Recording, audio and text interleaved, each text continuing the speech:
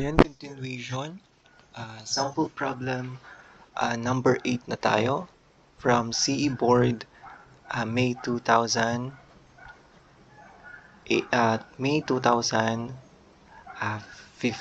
Ayan. So, yung problem natin, so basahin muna natin. A mercury barometer at the base of the mountain reads 620 mm. So, at the same time, another barometer at the top of a mountain reads 450 mm, assuming W of air or the unit weight of air is to be constant at 10 Newton per cubic meter. So, what is the appropriate height of the mountain? So, pinapahanap sa atin yung height ng mountain. So, ito, for example, meron tayong mountain dito. And then, sulat muna natin yung given. So, dito ilagay na lang natin. So, dito daw sa baba ng mountain ay naglagay ng mercury barometer. So, reads 620, ito na lang, 620 mm. And then, dito daw sa taas, at the same time, another barometer, so 450 mm naman yung nabasa ng barometer sa top ng mountain. So, pinapahanap sa atin yung height ng mountain. So, yan. And then, meron tayong unit weight ng air. So, ito, let's say, ano na lang to gamma. Yun na lang, gamma na lang. Yung gamitin natin, hindi na yung W. So, gamma, or the unit weight ng air, ay equivalent daw siya sa 10 Newton per cubic meter. So, let's say, ito na 0.1. So, P1 na lang natin. 0.1 and then 0.2 natin dito sa baba. So, yan. So, pinapahanap sa atin yung height daw ng mountain. Let's say H. So, formula natin is pressure is equal to gamma H. Pero, meron tayong dalawang point. So, P2, kaya magiging, ano yan, P2 minus P1. Ayan. Minus P1 is equal to gamma H. So, palitan natin to. So, gamma, magiging gamma H dito sa may 0.2 minus gamma H dito sa may 0.1. So, yung dito is equal to gamma H. So, that would be the unit weight ng air times yung H natin. So, isalpak natin yung formula natin.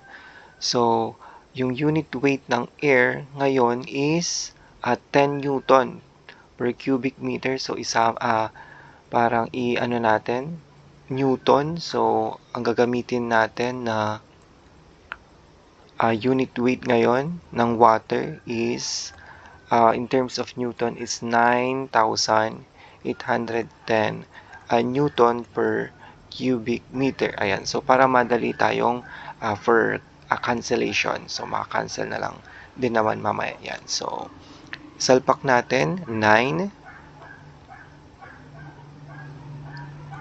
810 Newton per cubic meter times mercury, so 13.6 yung Sg, times yung 0.2 H2, yan. So, ito tayo. So, 620 mm.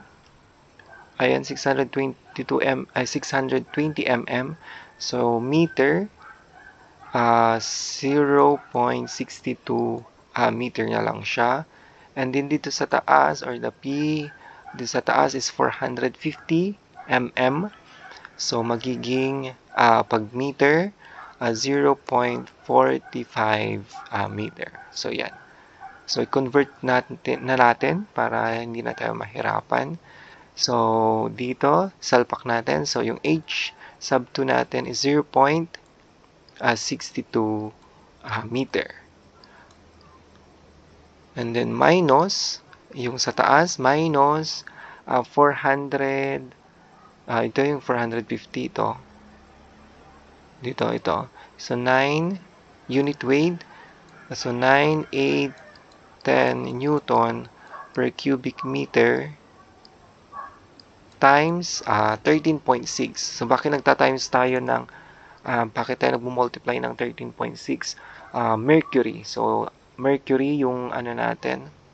Kaya, nagta-times tayo ng 13.6 times yung 0.45 meter is equal to gamma or the unit weight ng air. So, 10 Newton per cubic meter times the H. Ayan. Ayan. So, maka-cancel na to. Maka-cancel. And then, ang matitira is meter. So, ilabas natin. H would be now, so, 9, 8, 10. So, 9 minus 13, 9, 8, 10 times 13.6 times 0.62. Ayan, minus 9, 8, 10 times 13.6 times 0.45 divided by 10. So, ang magiging sagot natin is 2,268.5